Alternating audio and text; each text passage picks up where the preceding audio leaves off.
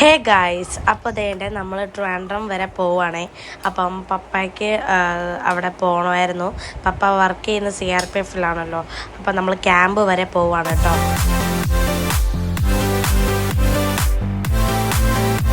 വിഷമിച്ചിരിക്കുവാണോ അമ്മേ? ദേ വിഷമിച്ചിരിക്കുവാണോ അമ്മേ?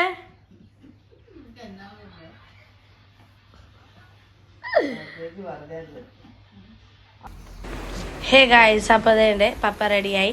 അപ്പം നമ്മൾ പോകാൻ റെഡിയായിട്ട് നിൽക്കുവാണേ. അപ്പം ബാഗൊക്കെ എടുക്കുവാണ്. അതേണ്ടേ ഇപ്പം ഞാനും അപ്പവും സബിയും പപ്പ മാത്രം, ഞങ്ങൾ 4 പേര് മാത്രമേ പോകുന്നുള്ളേ.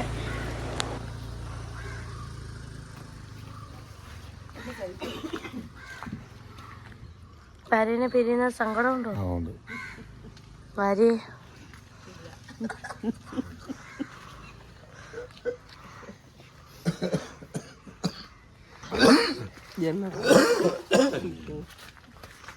അമ്മ എന്നെ കരയത്തെ കരയമേ വ്യൂസ് കയറട്ടെ.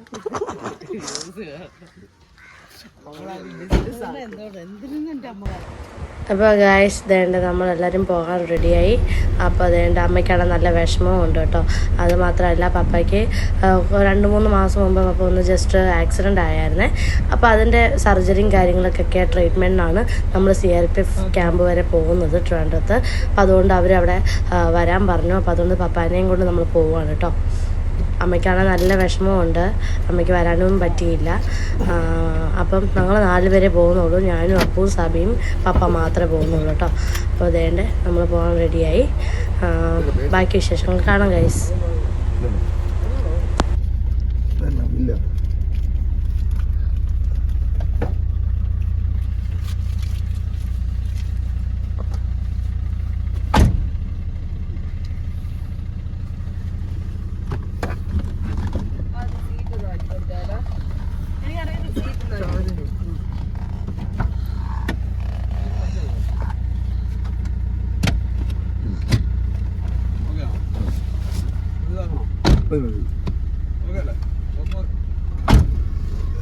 എന്നാ ശരിയോ?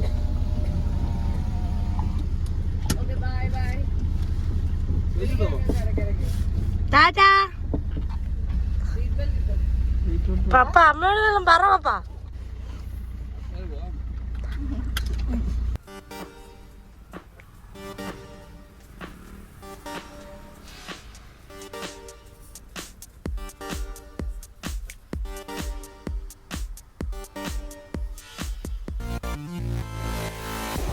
ഹേ ഗായ്സ്, ഇതേണ്ട നമ്മൾ CRPF ക്യാമ്പിൽ എത്തി ട്രിവാൻഡ്രത്തിൽ. അപ്പം ഇതാണ് നമ്മുടെ മെയിൻ ഗേറ്റ് വരുന്നത്. അപ്പം ഇവിടെ എന്നായാലും ആര് വന്നാലും നമ്മളിവിടെ രജിസ്റ്ററിൽ സൈൻ ചെയ്യണം. അതുകൊണ്ട് നമ്മളിപ്പോൾ അവർ കാറ് ജസ്റ്റ് അവിടെ മാറ്റിയിടാൻ പറഞ്ഞു. അതുകൊണ്ട് നമ്മൾ കാറ് മാറ്റിയിടാൻ പോവാം. പപ്പ പോയി സൈൻ ചെയ്തോളും എന്ത് ആവശ്യത്തിനാണ് നമ്മൾ വന്നതെന്ന്. നമ്മൾ ഇവിടെ ഹോസ്പിറ്റലിൽ വന്നതാണല്ലോ. അപ്പോൾ പപ്പ അത് സൈൻ ചെയ്യാനായിട്ട് അങ്ങോട്ട് പോവാണ്. അപ്പം നമ്മളിവിടെ കാറ് മാറ്റിയിട്ടേക്കുവാണേ. അപ്പം പപ്പ വന്നിട്ട് അകത്തോട്ട് കയറാം. അപ്പോൾ ഇവിടെ കയറിയപ്പോൾ തന്നെ ഇവിടെ ആൾക്കാർ കുറവാണ്. അപ്പോൾ ഇത് മെയിൻ ഗേറ്റ് ആണല്ലോ. അപ്പോൾ ഇവിടെ സെക്യൂരിറ്റി ആൾക്കാരൊക്കെ കാണത്തുള്ളൂ. അപ്പോൾ നമ്മളിത് അകത്തോട്ട് കയറുവാണ്. ഇതേ കയറി ചെല്ലുന്നത് തന്നെ നമ്മൾ CRPFിലെ മറ്റേ ഹോസ്പിറ്റലിലോട്ടാണ് കേട്ടോ. ഇവിടെ 2-3 ക്വാർട്ടേഴ്സ് ഉണ്ട്. നമ്മൾ മുന്നോട്ട് പോകുമ്പോൾ ആ കാണുന്ന ആ സൈഡ് റൈറ്റ് സൈഡിൽ കാണുന്നതാണ് ഹോസ്പിറ്റല്.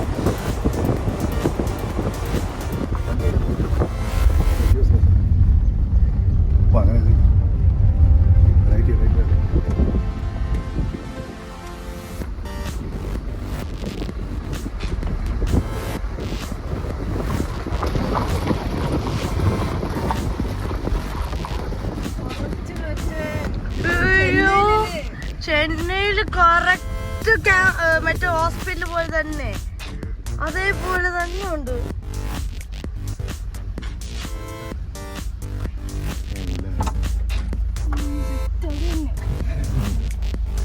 സെറ്റ്.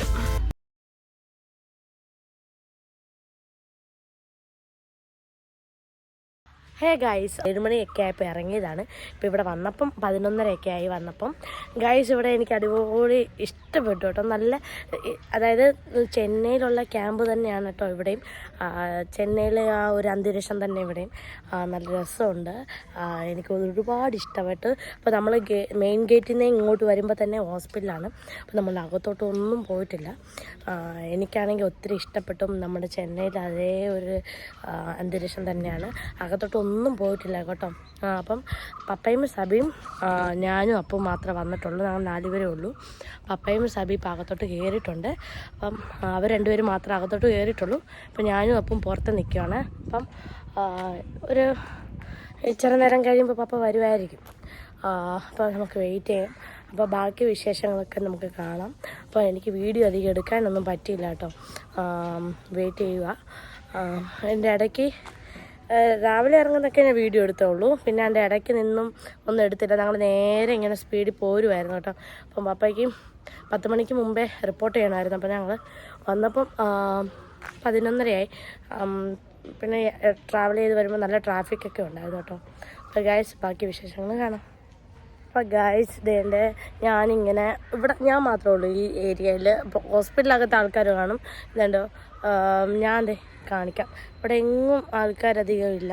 പിന്നെ അവിടെ ഇവിടെ എല്ലാ ഗാർഡുകൾ നിൽപ്പുണ്ട്, സെക്യൂരിറ്റി ഗാർഡൊക്കെ നിൽപ്പുണ്ട്. പിന്നെ ഞാൻ മാത്രമേ ഉള്ളൂ ഈ ഹോസ്പിറ്റൽ സൈഡിലായിട്ട്. അപ്പോൾ ഗൈസ് എനിക്കാണെങ്കിൽ ഒരുപാട് എന്താ പറയുക, ഞാൻ 2 ദിവസം മുമ്പേ ആണെങ്കിലും ക്യാമ്പിലെ മറ്റേ പണ്ടത്തെ മെമ്മറീസ് ആണെങ്കിലും നിങ്ങളോട് ഷെയർ ചെയ്ത് പാർട്ട് 1 വീഡിയോ. പിന്നെ ബാക്കി ഫോട്ടോസ് വരുന്നുണ്ട് കേട്ടോ. ബാക്കി ഫോട്ടോസ് കിട്ടിയിട്ടുണ്ട്. വീഡിയോ ചെയ്യുന്നതായിരിക്കും. അതിൻ്റെ മെമ്മറീസ് ഷെയർ ചെയ്യാൻ ആഗ്രഹിക്കുന്നുണ്ട്.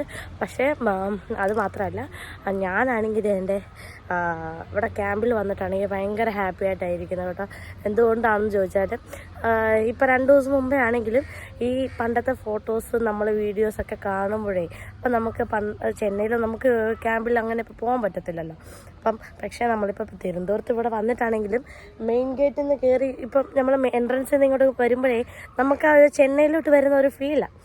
മനസ്സിലായോ? അപ്പം നമ്മൾ അങ്ങോട്ട് കയറി വരുമ്പോൾ തന്നെ നമ്മൾ ചെന്നൈയിലോട്ട് വരുന്ന ഒരു ഫീലുമാണ്. നല്ല എക്സൈറ്റ്മെൻ്റ് ആണ്.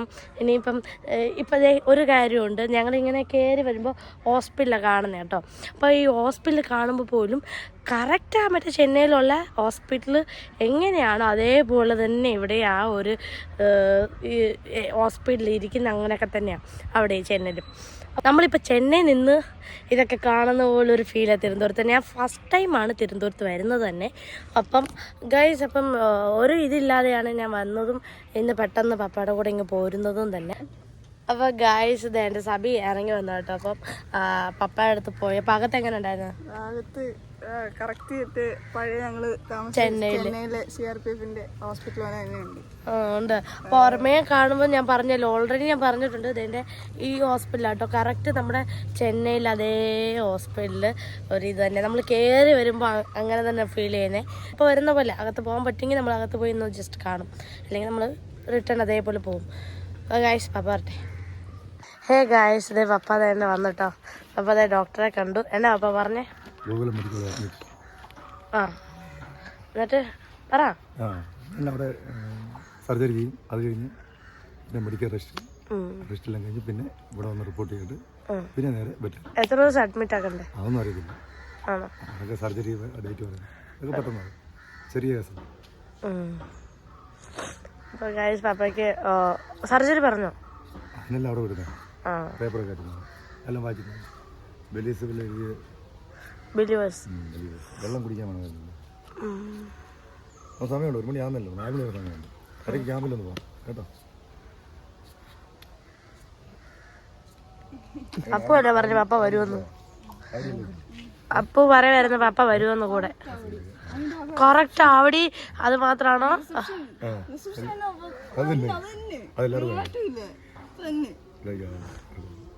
അവിടെ കഴക്കൂട്ടം വരെയൊക്കെ ഒന്ന് പോയിട്ട് വരാം കേട്ടോ. അപ്പോൾ കൈവ കയറിയിട്ട് 4 മണി ആവുന്നത് ഒരു 3 മണി ആകുമ്പോൾ 4 മണിയാകുമ്പോൾ പപ്പ ഇവിടെ റിപ്പോർട്ട് ചെയ്യണം, അഡ്മിറ്റ് ആവണം. 4 മണിക്കല്ലേ അഡ്മിറ്റ് ആവാൻ പറഞ്ഞേ? അഡ്മിറ്റ് എഴുതി ബുക്കിൽ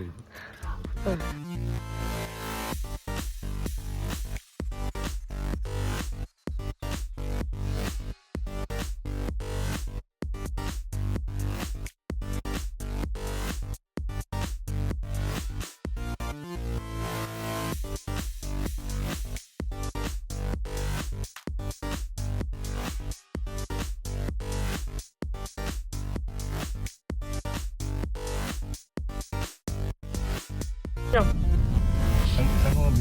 ബീച്ച്. ആ ബീച്ചും കൂടി കാണാന്ന്. എയർപോർട്ടിന്റെ അവിടെയാണ് ലൊക്കേഷൻ വരുന്നത് നമ്മുടെ ബീച്ച്. അതും കൂടി എന്നാൽ കണ്ടേക്കാം. ടൈമുണ്ട്, ഒരു 2 മണിക്കൂർ ടൈമുണ്ട്. അപ്പം ഇതെല്ലാം കണ്ടിട്ട് പിന്നെ ഫുഡ് കഴിച്ചിട്ട് 4 മണിക്ക് മുന്നേ അവിടെ ചെല്ലണം, ഹോസ്പിറ്റലിൽ ചെല്ലണം. നമ്മുടെ ബീച്ച് സൈഡാണ് ഇത്. നമ്മുടെ എൻട്രൻസ് ആണ്. അപ്പം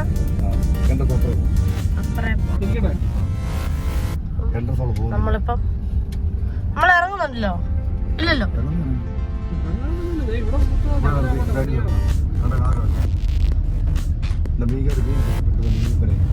പക്ഷെ ഉണ്ടല്ലോ നല്ല വെയില, ഇറങ്ങണമെന്നില്ല. നമുക്ക് പോയ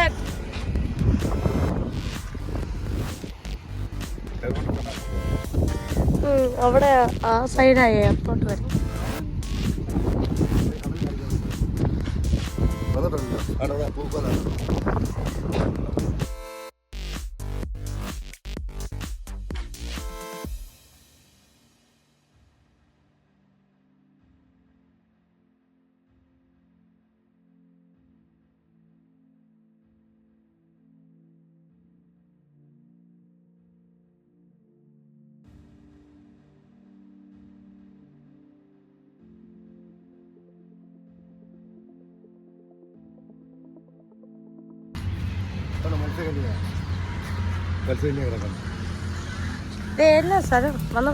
ശംഖുമുഖം തിരുവനന്തപുരം ഇന്റർനാഷണൽ എയർപോർട്ടിന് അടുത്തുള്ള ശംഖുമുഖം ബീച്ച്.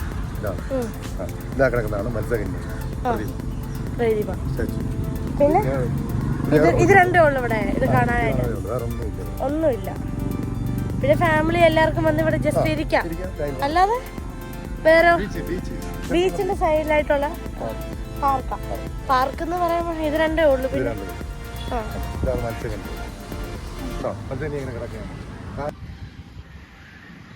കൈയില്ല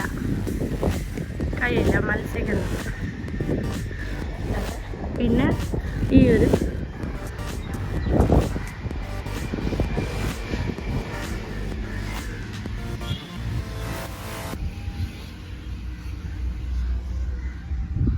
പിന്നെ അവരങ്ങോട്ട് നടക്കുവാണ്.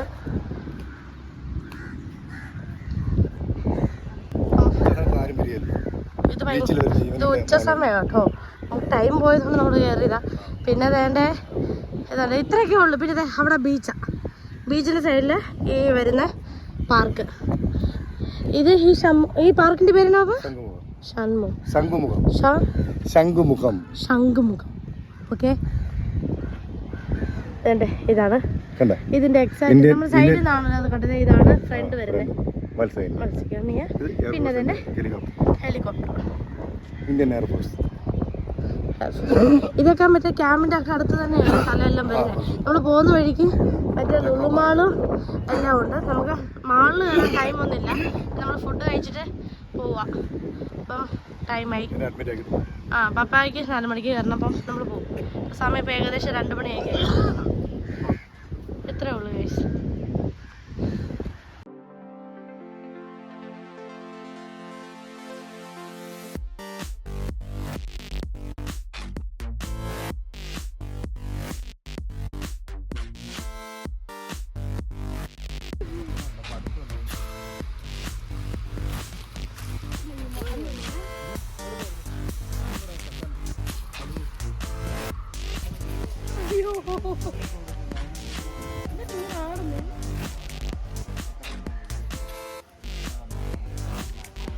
ഗൈസ്, അപ്പോൾ നമ്മൾ ഫുഡ് കഴിച്ചു.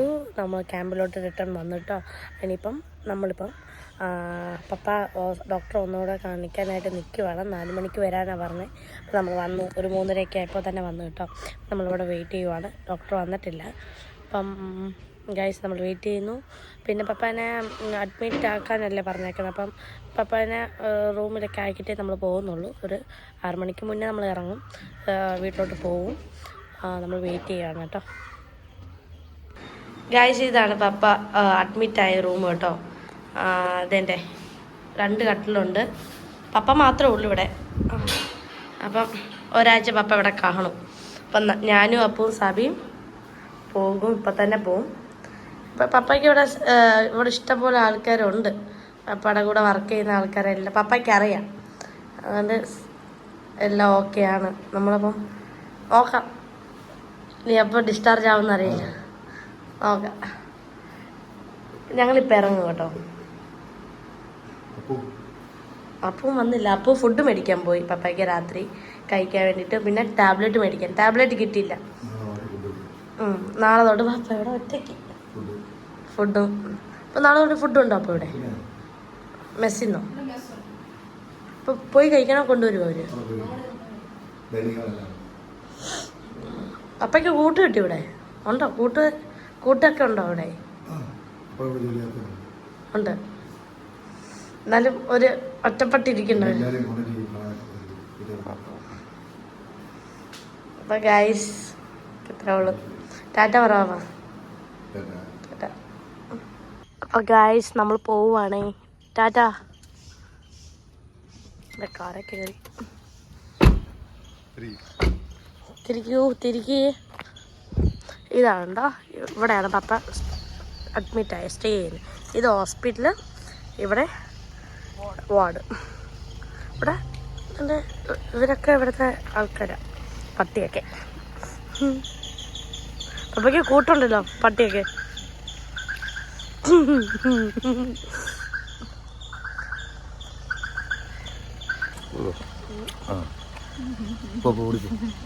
ഇവിടെയും കൂടി ഇവിടെ ആക്കുക.